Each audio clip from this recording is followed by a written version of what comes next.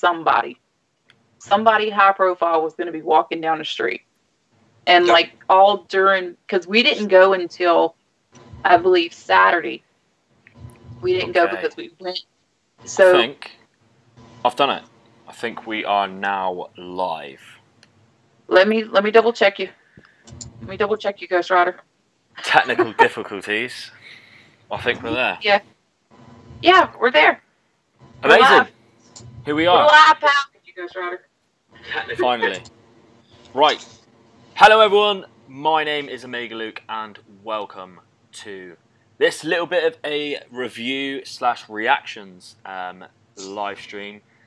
I'm not by myself. I am being joined by the lovely Courtney and Jenny, who managed to get up extremely early to watch this event. How are you girls feeling now?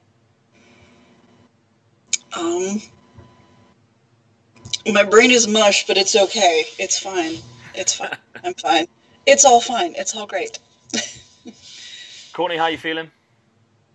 I am on cloud switchblade right now.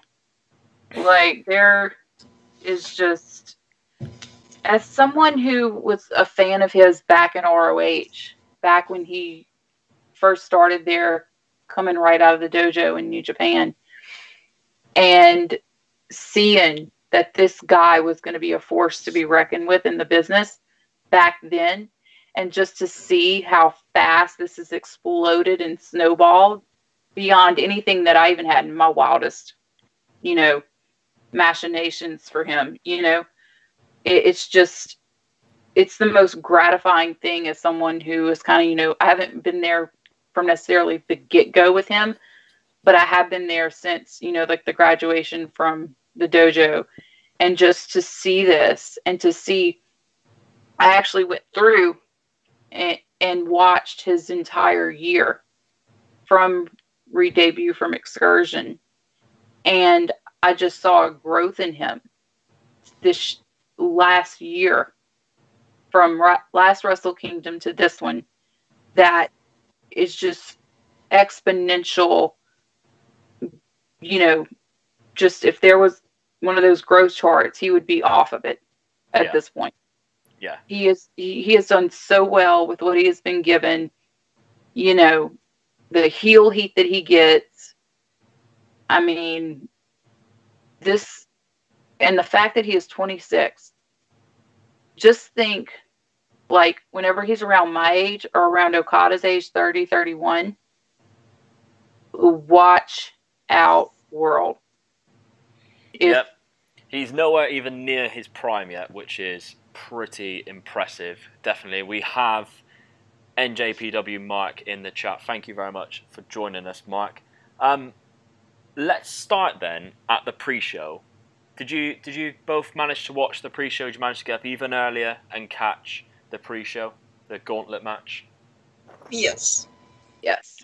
So what did you think of it? Because I was pretty surprised actually that we didn't have the actual champions in this match, and we had to, I guess really it was just a #1 contenders match in the end. What did you think of it? I liked it. It was interesting that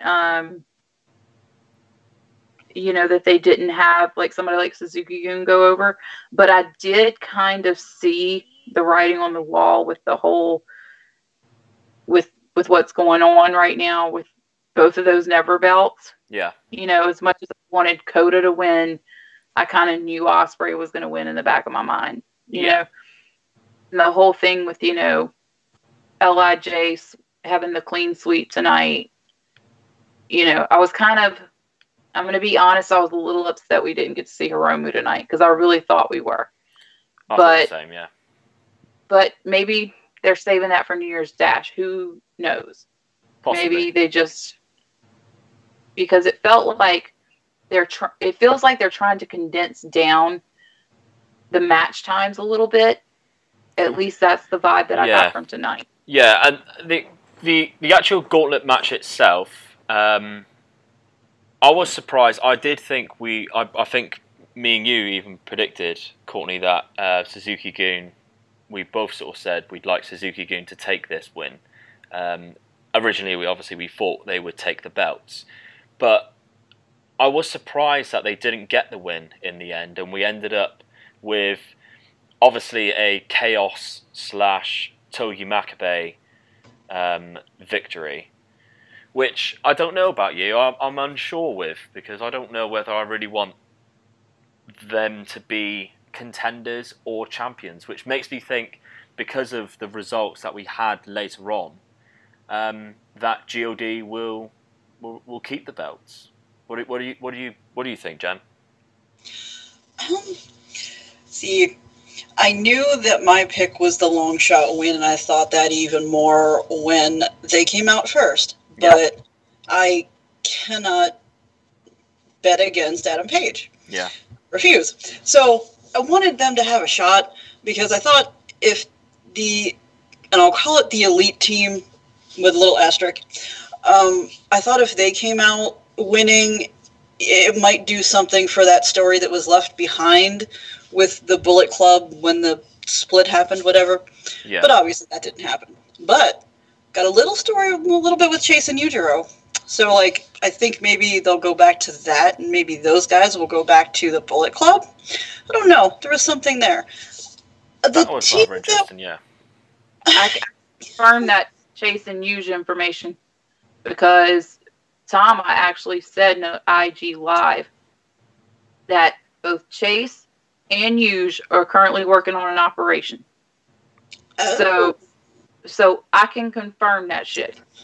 Okay. See, now that makes sense. Because, like, when the whole split thing happened, I kept thinking, well, what about Chase? What about Yujiro? What are they doing? Because they weren't included in any of it. Like, even Coda was included a lot more than Chase was. And I'm like, are they going to leave Chase behind? What's going on there? But then this happened, and I'm like, oh, so maybe they're going to go, because they were part of the Team Tongan anyway. That would make perfect sense. And Chase did say at one point on Twitter that his new Bullet Club shirt was not his last Bullet Club shirt. So, you know, that's fine.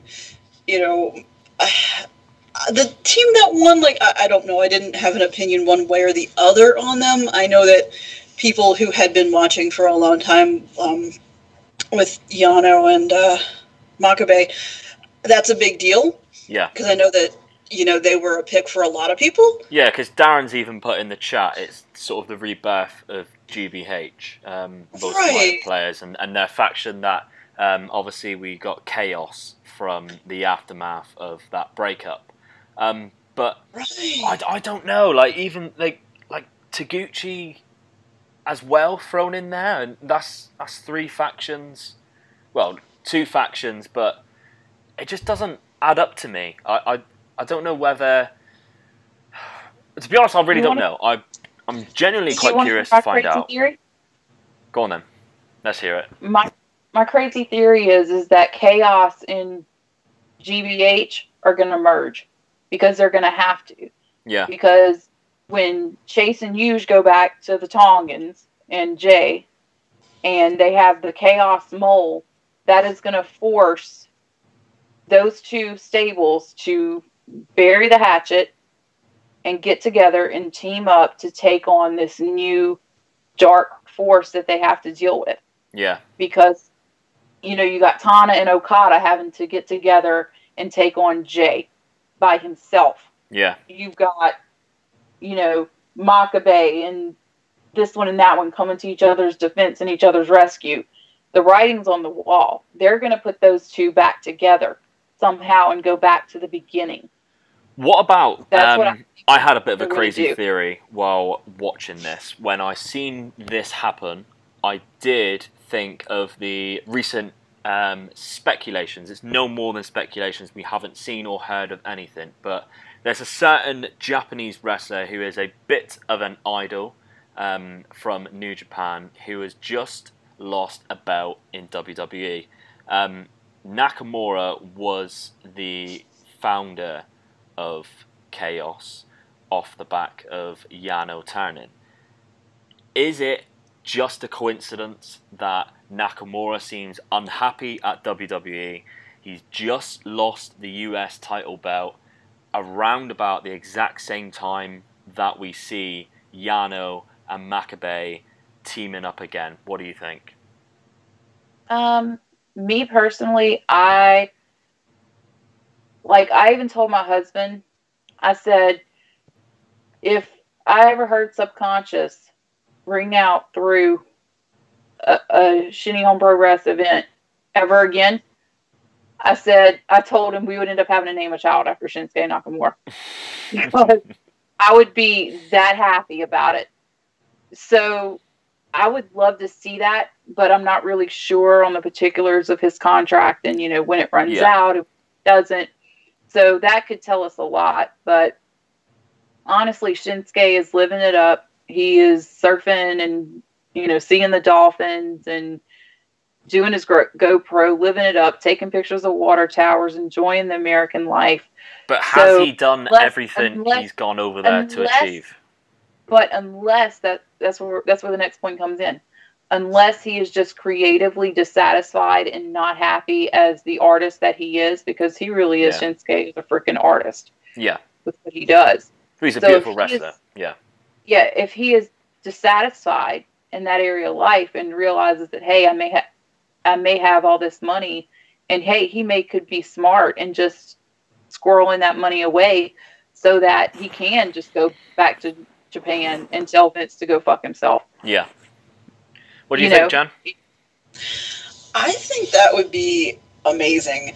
Like, you always hear about these things, like, after someone from any other company, it doesn't matter whether it's New Japan or Ring of Honor, whenever somebody loses a title, it becomes contract time, everybody's going to go to the WWE. That is, like, you always hear of it that direction. You never hear of somebody going back, leaving the WWE, going either back where they came from or going somewhere even different. I would love for Shinsuke to just be like, I'm not happy here. I'm going to go home now and just, and I would even love for it to be like tomorrow. New Year's Dash is where the surprises are, right? Yeah. And like I said, I don't know anything about his contract or anything like that, so complete speculation, but what if that music hits tomorrow night and then he just comes walking out?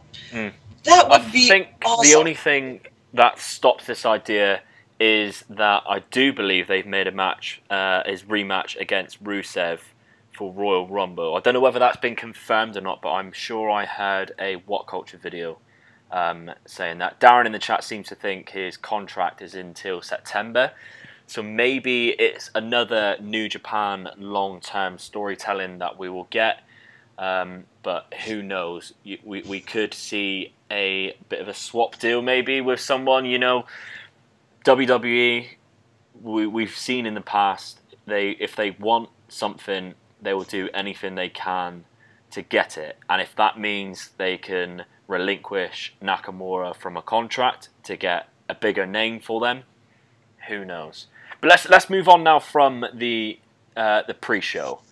My most anticipated match was the Never Openweight Championship, and we got this first, and I was absolutely ecstatic to see that we were getting that first, because I think it was the perfect place to put a match which could have been one of the best matches we've ever seen. However, I felt a bit underwhelmed by it. A very strange finish as well. What do you think, Courtney? I think this match maybe ended quicker than they anticipated it to end. I think legitimately Kota Ibushi was knocked the fuck out. Yeah. And I was legit sitting there scared for him for a little bit. Just the way that he looked, like I didn't like it at all. As someone who, has had experience with multiple concussions myself, just anytime I see that look in somebody's eye, I just know it. Yeah. Because I've seen it in my own eyes before. You see it. So, I think maybe they had to end it quicker than they anticipated because Kota got knocked out. But that whole freaking match was just insane. And I just hope and pray to God that if they do this again, that please, watch each other's necks, watch each other's faces, you know, watch what you're doing, because like that shot that Ospreay hit him with in the back of the head, that shot was just, with what we know about CTE and concussions and all that other crap, like shots like that just aren't needed. You know, it doesn't really add anything to the story of the match. It just makes it look even scarier. Yeah, it sort of, for me, it sort of killed the momentum of the match. It felt like at that point we were going to get to the final 5 minutes of the match. That's what I felt, because we've seen in the tag match with these two and Kenny and Tanahashi that we always have this sort of very New Japan style match. It's a bit back and forth, very slow build, but then it leads to something. It leads to a fucking insane spot which sparks off 5-10 minutes of absolutely incredible wrestling matches, which, you know, leads to us thinking, oh my god, what a match, because it was a slow build, it got to an amazing finish, and that point, obviously it looked like he busted his nose or his mouth. I can't quite work out. It did look like his nose to me, with a bit of blood. Obviously it looked accidental as well. Whether that had something to do with it, and that's the reason why they cut the match a little bit short first. But that elbow to the back of the head just looked really unnecessary to me, and led to a very early finish. When I think of how the whole of Wrestle Kingdom ended, it seemed like it was planned to finish at that time, because we landed on exactly 4 hours. Yeah. I just saw something on Twitter, guys, and it confirms what I thought was going to happen next. Go on then. Jay is going after Tana.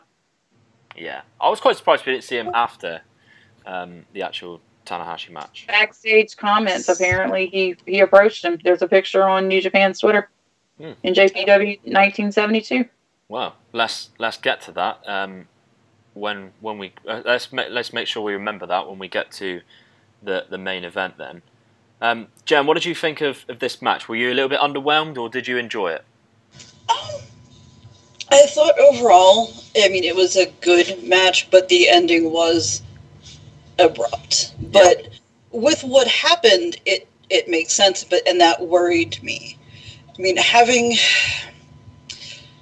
seen neck injuries, head injuries happen while I've been in a building, and it's scary. It's always scary, and like I'm just sitting there watching, like when and I agree. I think it's his nose that got hit, and that he might maybe have a broken nose. I don't know, but that I think was the start. But then definitely that elbow to the back of the head.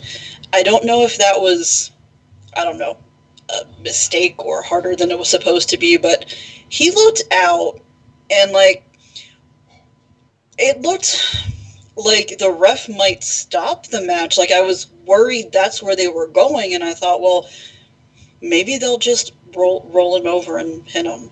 Yeah. But then I thought maybe it wasn't as bad as I thought, because, you know, they went with the Stormbreaker finish, and I thought, oh, he doesn't look like he's there. Oh no, don't, okay. So I don't know what to think. Like I was unsettled at the end, and when they brought the stretcher out, that made me nervous, because like I haven't seen that in a New Japan match. No, I've seen it plenty of times elsewhere, but never in New Japan. So I'm like, oh no, like that's bad. So like I don't know what to think, and like it's a shame that had to end like that, because that was scary. And it was. I hope that he's not hurt extremely bad, but it was scary. Yeah. Yeah, as someone who has watched Ospreay and Ibushi for both years and has been worried as fuck about them, both health-wise. I mean, even Ospreay as recently as the last couple of shows they had in 2018, after his match, he was wheezing like nobody's business. Yeah. From that injury. The ribs, yeah. You know, And then, you know, with Coda and all the times that he's been dropped on his head or dropped on his neck, or, you know, the crazy stunts that he's done, you know, both of them, you know, need to start, you know, like, I'm not sitting here and telling you how to work by any means. I'm not doing that. You're Kota freaking Ibushi. You're Will freaking Ospreay. You can do what you want.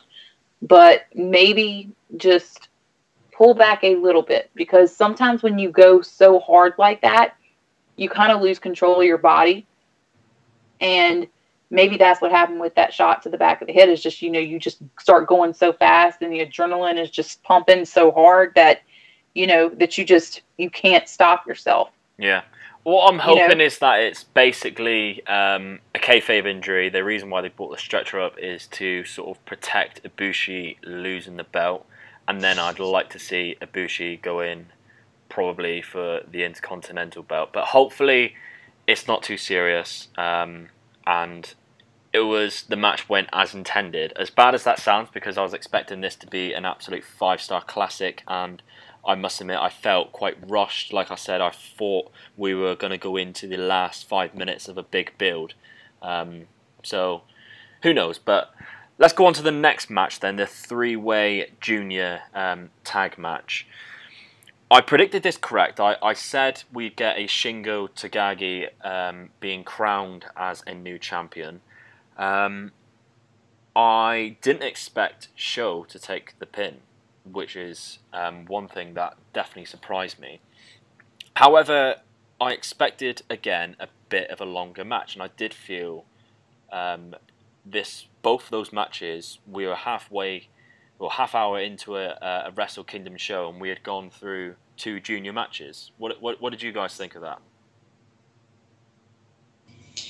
I thought it was a good match, but at the same time, and like I had been saying this before, you know, even before the show started, that like I felt bad for whoever went on second. Yeah. Because the bar was going to be set extremely high, because, you know, I think everybody was so looking forward to that first match that it was going to set this bar really high, and that people would be a little bit distracted, a little bit kind of like just not all there for it. And I think that did happen, but in a very different way. Like, I was still kind of a little unsettled from the previous match. I'm just thinking, okay, now I've got to pay attention to this because there's good stuff here. And, yeah. You know, but overall, it was a good match. I did expect the LIJ win. And I'm glad to see it. I'm glad that Shingo was the one to do the pin. But yeah, I agree. I didn't expect it to be Sho. Or really, I expected it to be like the champions would get pinned. Yeah. I don't know why I thought that, but I didn't think Roppongi 3K, either one of them, was going to take the pinfall. So that was a little bit weird, but yeah, but you know, I agree with the timing that like, even the time between the first 2 matches, there like wasn't any. No. And that was kind of the thing the whole way through, like you had pointed out on Twitter. Like, does this seem a little rushed? Like, yeah. Well, you know, yeah, kind of. It really did. I genuinely thought, well, this must be, you know, leading to longer matches coming up. And we didn't really get that until the Naito Jericho match, which was only 22 minutes. And, you know, I'm saying only 22 minutes. In WWE, 22 minutes is a very long match. New Japan, that is not a long match. We are seeing, a lot of times, we are seeing normal matches at other events that are not Wrestle Kingdom going past the half-hour mark. No biggie, and 2 or 3 of those a night. But this, yeah, we were going through the card. Like, I was checking my watch and thinking, wow, we're only 2 hours in and we're over halfway through the card. It was very shocking to me. But yeah, what did you think of this match, Courtney? I kind of called this. I kind of called the whole Shingo and Bushi deal too. You know, just I thought, out of anybody in that match, LIJ deserved this. LIJ deserved this night that they had after the tough year that they had with Hiromu and, you know, Naito's trials and tribulations, you know. And as much as I love Despy and as much as I love Kanemaru, they have held those belts for way too long. It's time to get them off of them. Yeah. And, you know, I wanted that moment for them, but on the same hand, I've got a soft spot for Rocky Show and Yo. Yeah. So I really knew Lij was going to win, but to see Show actually be the one to take a pin, I was like, what the hell? Yeah, that was the most surprising thing for me as well, Show taking the pin, because I always see Show and Yo, I see Show as the guy who I think New Japan would want to push more. I don't know about you guys, but that's just genuinely how I feel. To me, he looks more of the part as well. And I really do think he would be the one to be protected. And arguably, if I had to put my mortgage on how this match would have been, I would have genuinely said we'd have had a bit of back and forth, bit of shenanigans from Suzuki to try and keep the belt. You know, the Kanemaru whiskey, that sort of thing that we did try and go for. But I would have said we would have had a situation where Show and Yo looked like they were going to steal this, and they looked strong.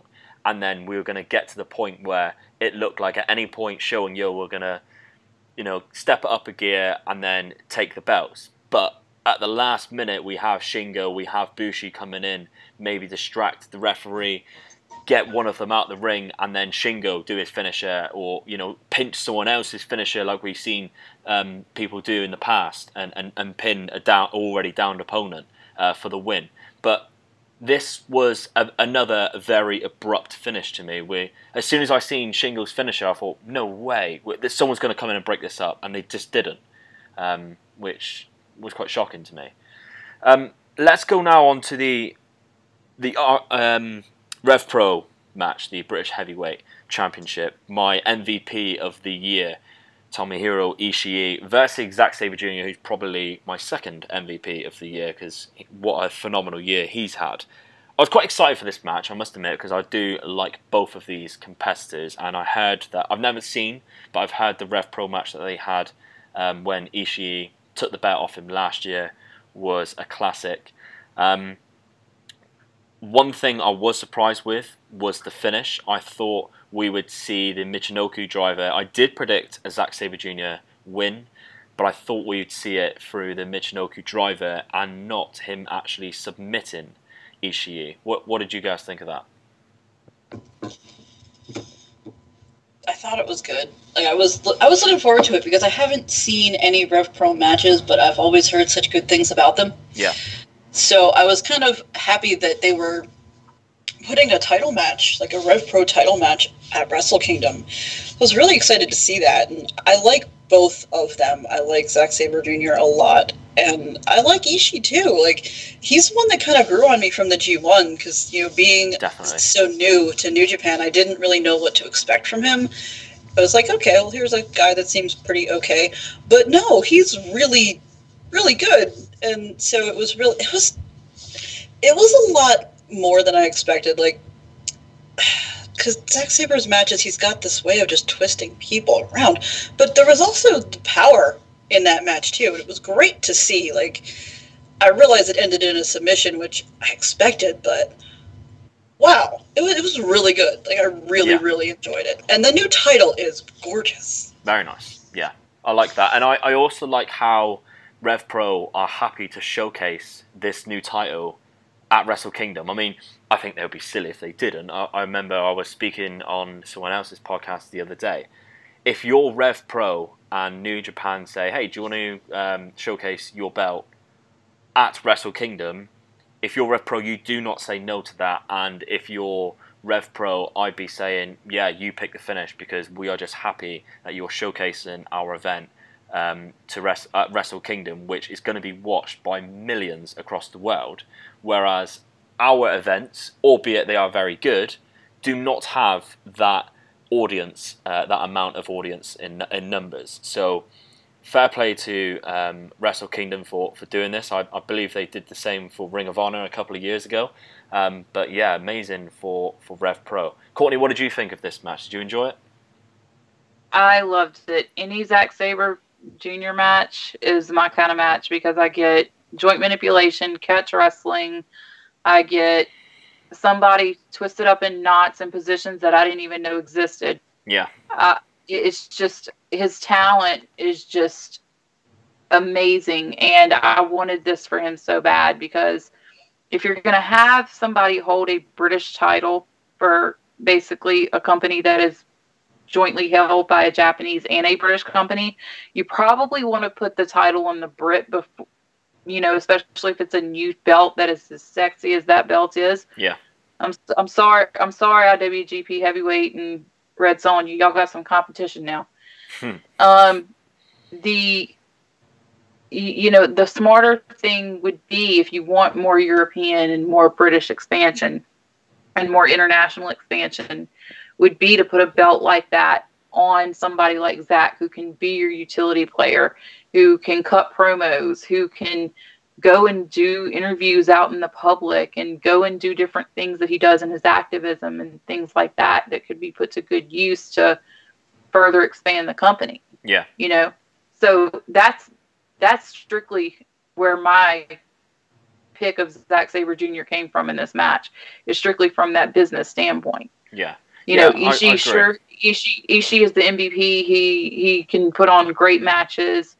He was a fantastic utility player in the G1, had amazing matches, but, you know, I don't think the time is quite right for him.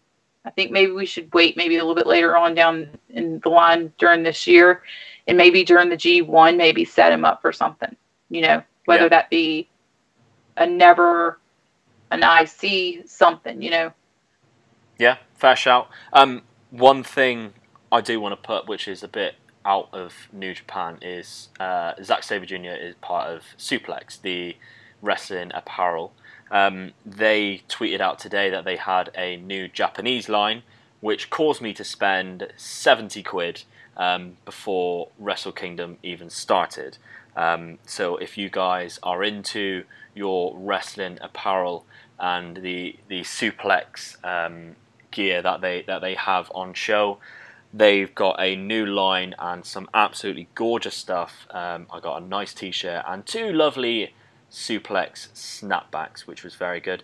People in the chat as well, we have 6 or 7 people in and out watching. Let us know as we go through each of these matches what you think of each match as well. I'm interested to see and hear your opinions, just like ours. The next match then, the 3-way tag match for the Tag Team Championships. Before the match even began, I just want to say the entrances was probably one of my favourites. The GOD helmets, that was pretty cool, definitely. And the whole LIJ thing, I felt sorry for Evil. It looked like he couldn't quite see for a while as he came out. I think he struggled to get to the ramp. It took him quite a while. Maybe that's why we had to rush these matches, because Evil realised that he couldn't see where he was going. And it seemed like we were saying goodbye to the Young Bucks for now. So I don't quite know.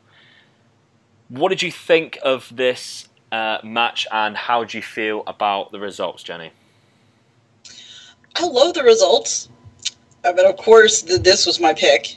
I mean, yes, I love the Young Bucks, but no, it was going to be Evil and Sonata. You know, I love how they came out, because, like, at first, when I saw Sonata carrying both trophies, I'm like, well, that's nice of him, but why is he doing that? Yeah. And then I saw Evil, I'm like, oh, well, because Evil's got his hands full, this is great. That is really cool. His little rune thing, his scythe, and I love it. And, you know, Evil had the braids tonight, and I not accidentally, like, I put the braid in, which was not for Evil, but, like, he was wearing them too. So I've got the colors, I've got the braid, I was ready. Yeah. I was ready for this win. But it was a good match. It was a really good match, and I do think that maybe we won't see the Young Bucks for a while in New Japan. I know that they're going to try to work some things with their company in New Japan, and that's, you know, I'm sure that'll work out. It'll really benefit everybody involved. But it was almost like a goodbye for now, I felt. Did you? Yeah, because they took the pin, and I kind of thought that. Like, I saw somebody else talking about that, and when I read through the logic, I'm like, you know what? That's, yeah. Like, I didn't care who got pinned by Sonata. I didn't care. Yeah. Somebody was getting pinned by Evil or Sonata, and I didn't care who, but it makes sense that it was the Bucks. It's definitely going to be the Bucks. Like, yeah. I think it's their temporary send-off. Yeah. Yeah, definitely. Courtney, what's your opinions? First of all, did you enjoy Evil's entrance? I loved Evil's entrance, but I gotta say, I gotta give it to my boys, God, They Good looked Sister good. for Life. That new theme they got, dude, I don't normally do that type of music, but let me tell you something. I was jamming. I was like, this shit is a freaking banger. I love it. I love the mask and Tom in that kind of burgundy red and the black too. Yeah. That was just awesome. And then Tongaloa with the half a face painted, like a throwback to those days where they used to paint their faces all the time. I'm glad you brought up the face paint, because I was quite disappointed when Tama removed his helmet that he didn't have the other half of the face paint, because I thought that would have been a really cool sort of throwback to when they did the face paint, because I must say I'm a huge fan of their face paint, what they used to do. I think it looked incredible. It really worked, even with their name, like the Gorilla's Destiny, sort of like the war paint style that they went for. And the fact Jado even had a lot of paint on him. I was very disappointed when Tama, as beautiful as his face is, I wanted some face paint on there. Did you agree, Courtney? Well, I mean, everybody knows on Twitter, I love Tama. I think he's gorgeous. He's kind of like Roman Reigns and kind of the Jason Momoa type. Yeah. Look. So, it's kind of a hard thing for me, because if you've ever watched Tama like do the face paint, because like there is a video on World, I think, somewhere of him doing it, and just you see like the zone that he gets in. Yeah. It's like, I have a feeling he only breaks that out nowadays whenever he's going to take it to another level. And I think because he knew that they weren't going to win, he's like, well, then why am I going to go through all this trouble just to do this? Yeah. So, but like I said, I really think that, like the LIJ clean sweep is what needed to happen for that faction. Especially considering all the Naito stuff, all the Hiromu stuff. It's just, they needed this feel-good night. They needed this resurgence. And, Bullet Club is on fire right now. Jay has them doing pretty well in merch. From what I'm hearing, merch is on an upswing for them. So, it's kind of a thing where what needed to happen happened. Yeah. And it kind of sucks that, the Young Bucks kind of had to eat it on this one. Yeah, I think it was inevitable that was going to happen, though. But, these guys are about to start a business with a billionaire. They're probably dealing with all kinds of pressure in the world. Yeah. And they don't need to worry about making 20-hour flights to Japan, every couple of weeks. They need to focus on making All Elite Wrestling the best that they can be. Nurturing this baby, making sure that it grows into something beautiful, Yeah. So I totally understand and get it, and I'm an elite girl. I love BTE. I love those boys. But on the same token, you've got to understand that they've got to dedicate this time. And we're not going to see Cody and we're not going to see the Bucks for a while. Yeah. I hope people understand that. You're not going to see these guys for a while. Definitely. They're going to be doing some planning, some strategizing, logistical planning. There's so much to be done. Hiring a full-time backstage staff as well. Yeah. Hiring merch people. Yeah. All this stuff that has to be done. So people need to realize they're not going to see him for a while. Definitely. Mark in the chat has said that it's probably one of his favourite matches of the night. I agree. I enjoyed definitely the entrances. And although, again, I felt it was rushed, we could have done a lot more. The ending itself was pretty good. I enjoyed that, the sort of the where they were doing all their moves and the moonsault and everything. Darren also mentions there in the chat that you always go out on your back, and the Bucks did the right thing. That is true. I sort of predicted that the Bucks would take the pin, and maybe that was the reason why that they are in this match to begin with, using the rematch clause as their excuse. You mentioned there the Jason Momoa look. People who are watching on the YouTube, you can see in the bottom right corner my new design, very King of Atlantis look, but instead it is the King of Fantasy booking. So I'm very glad you brought up the Jason Momoa look. The new design is available for a t-shirt on ProWrestlingTees.com.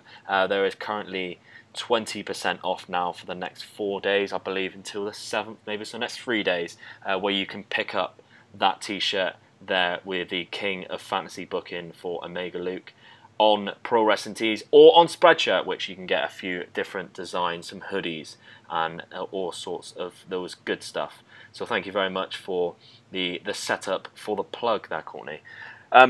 Let's move on to now the match which I think was probably the most obvious, which was going to happen, which was the United States, the IWGP United States Championship. Again, like the Young Bucks, Cody here doing what he should be doing, going out on his back, putting Juice over. And I must say, in quite weird fashion, I was watching it with my friend who is into New Japan, but not as much as what I am. And he picked up that was sort of a fuck you moment to Cody Rhodes, the way that he did the move twice to him. What did you think, Jen? Yeah, I thought that part was a little weird at the end. Yeah. Like, the match overall was good, and, you know, I expected some things, you know, normal Cody things, Brandy things. I totally expected those. I didn't expect her to be ejected, though. No, that was that surprised me. Like, that was kind of fun, because I don't think she's ever actually been ejected, so that was kind of cool. Yeah. I mean, I have been screaming about Juice forever. I absolutely love him, and that's my braid was for Juice. I can't do dreads, but I can do a braid. And you know, I thought, well, I got to represent Juice somehow. And so, like, yes, I think we all knew he was going to win, and I was excited about it, but I thought it was a little strange for him to go back for the second time. Like, I thought that was just, it's not something he normally does. Like, you hit the pull friction, you get the pin, and then, but when he went back and he had this kind of look that was also not a look he gets very often, and I'm like, ooh, and as well, he sort of like paused, which led to him taking more time getting the pin, which is a bit disrespectful, but in a way, well, not disrespectful, but almost shows like my move. He's not getting up from my move. You can make a 10 count if you like. He's not moving because I took so long to make a pin. That's longer than a 3 count, and that's how I sort of got from that. It was a bit of a an FU moment from Juice. Maybe that's just really good storytelling. Obviously, we've seen Cody Rhodes took the belt from Juice when Juice was in a very, very vulnerable state. So possibly good storytelling, but it's nice that he's back with the belt, and I'd like to see a good title reign. I cannot make that more clear. I love this belt. I've held it myself when Jay White had it. It's gorgeous to look at, and if they want to do something in the United States, they need this belt to be prestigious so that they can actually use it when they go to the United States and it actually mean a big deal. And Juice Robinson would be the perfect guy to do that if they book him correctly. Now, his G1 was a disaster. We had the whole selling of the hand, fair enough. The block he was in and everything. I could understand why he didn't get as many points as what people probably would have wanted him to get with the US belt. But we put the belt on Cody, and I'm not really sure why. Maybe, I don't know whether All In was even a thing when he had the belt. I can't really remember. But I'm not sure why Cody had the belt to go back to Juice in that point. To me, it just didn't seem like there was much. Darren makes a good point. Brandy, with that spear, she is very good in the ring, and that spear was one of the best spears that we've seen. And Juice's walkout gear was amazing. But again, I agree with you. Like the ejection of Brandy was very strange. Whether that was meant to happen, whether the ref turned round too soon, I don't know. Courtney, what did you think of this match?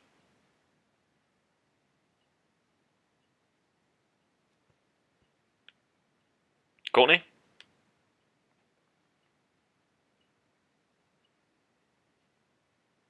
You there, Jen?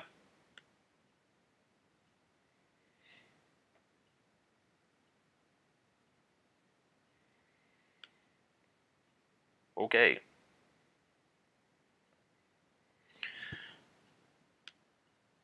Let's try and bring them back, see if I can get them back into the conversation.